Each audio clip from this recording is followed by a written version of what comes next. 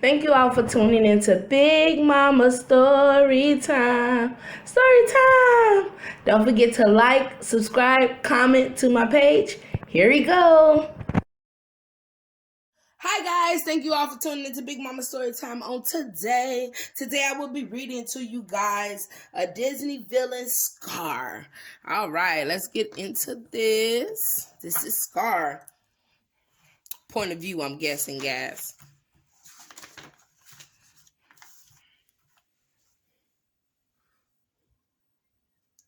As the sun rose over the savannah, the first rays of light fell on an astonishing sight. Herds of animals were journeying to Pride Rock to celebrate the birth of King Mufasa's son Simba.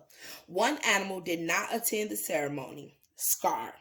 King Mufasa's brother was sulking in his den. Until the birth of Mufasa's son, Scar had been next in line for the throne, but now it seemed that was not to happen.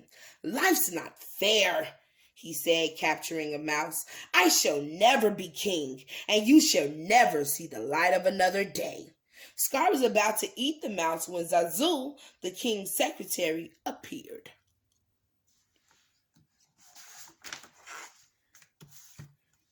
As Scar turned to look at the bird, the mouse scampered away. Oh, now look, Zazu, you've made me lose my lunch, Scar complained. As Scar pounced on Zazu, a booming voice rang out. Drop him! Mufasa commanded. He was angry that Scar had missed the ceremony. Why, if it isn't my little brother? Scar said, descending from on high to mingle with the commoners. Zazu marched up to Scar. As the king's brother, you should have been first in line, he said. I was first in line until the little hairball was born, Scar retorted, walking away. Don't turn your back on me, Scar, Mufasa commanded. Oh no, Mufasa, Scar snarled. Perhaps you shouldn't turn your back on me. Scar smiled to himself. Mufasa was far too strong to take on, but an idea was brewing in his mind. Perhaps there was another way to secure the throne.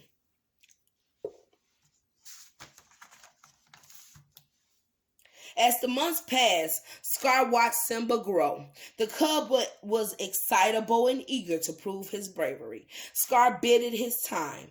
Then, one day, he saw his chance. Hey, Uncle Scar, guess what?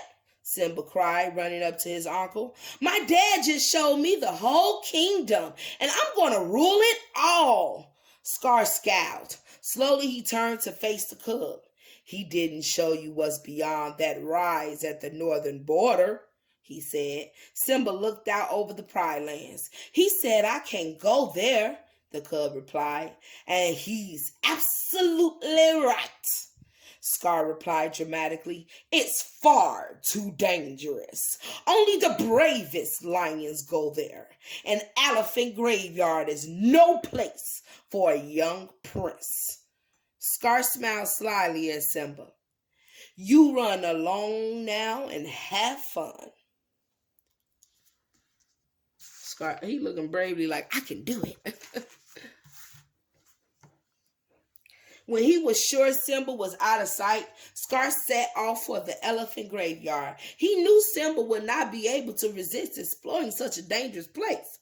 Without Mufasa around to protect him, Simba would be easy prey for the hungry hyenas who lived there. Scar crept into the shadows to wait. Sure enough, Simba soon arrived, but he was not alone. His friend Nala was with him.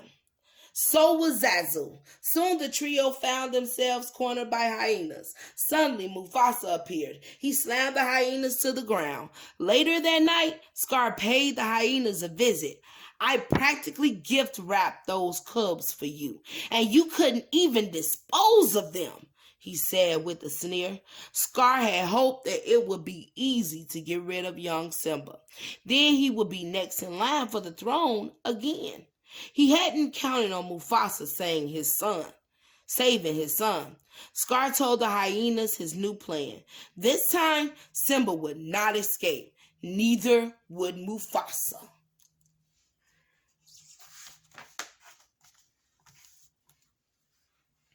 The next day, Scar led Simba into a deep gorge. "Wait here," he said. "Your father has a surprise for you." Scar had underestimated Mufasa's dedication to his son before. Now he was counting on that very dedication to make his plan work. Walking away from Simba, Scar signaled the hyenas. The animals ran at a herd of wild beasts. Terrified, the wild beasts stampeded into the gorge, straight at Simba. Scar raced off to find Mufasa. "Stampede!" he shouted. "In the gorge! Simba's down there!" Mufasa wasted no time. He plunged into the gorge, ready to save his son.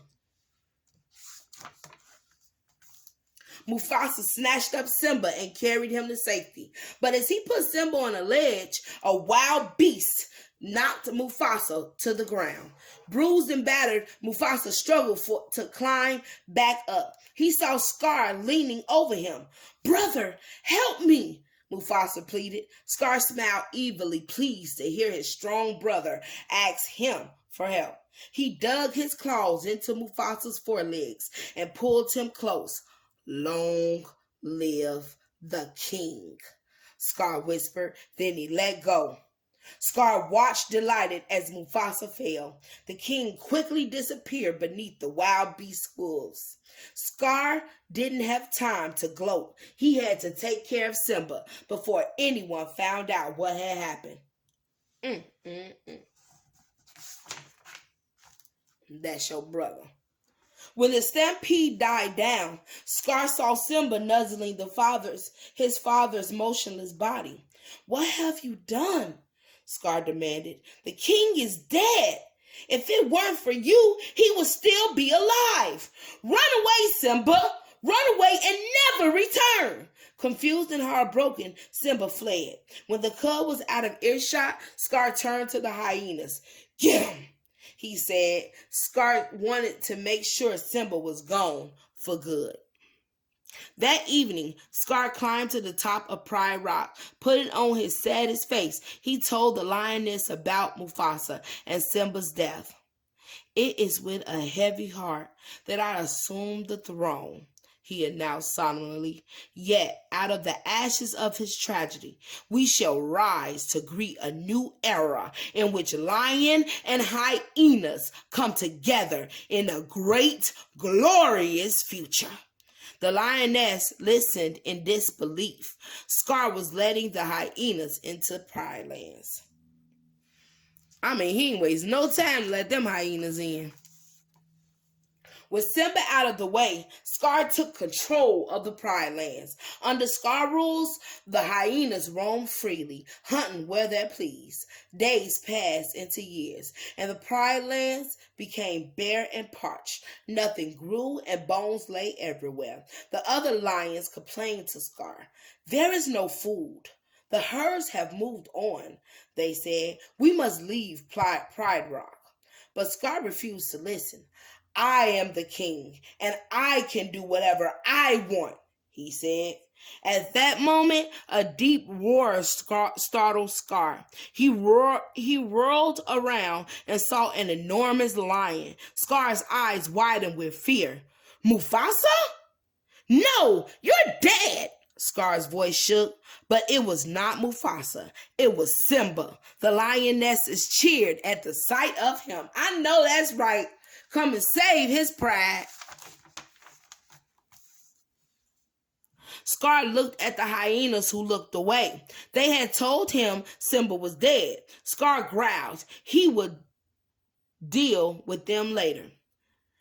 "Step down, Scar," Simba said. "Step down or fight." Scar stood tall. The rest of the pride was pleased to see Simba. He needed to change their minds. "Tell them who is responsible for Mufasa's death," Scar taunted as the two lions circled each other. "I am," Simba admitted. Scar sneered. "Oh, Simba, you're in trouble again," he said. Only this time, Daddy's not here to save you. Scar stalked toward Simba, backing him toward a cliff.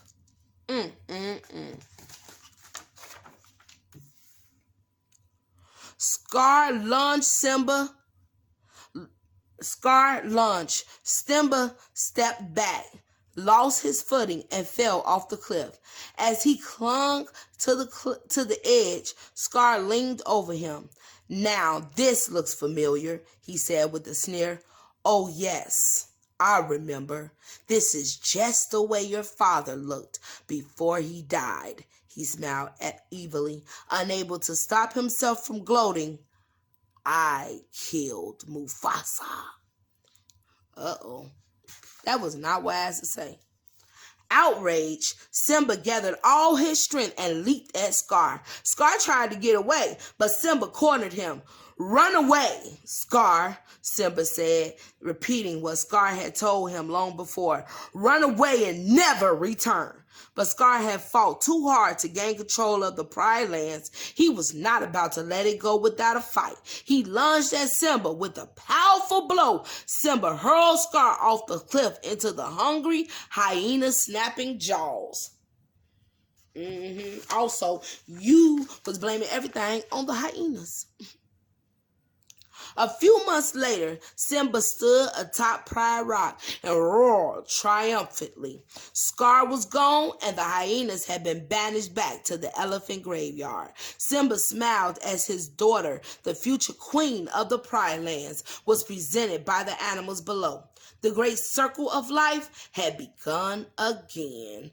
Oh, that's nice. Got him and his queen, Nala. All right, guys, that was Villain's Scar. All right, guys, please don't forget to like, share, comment, and subscribe to my page if you haven't done so already. All right, guys, bye.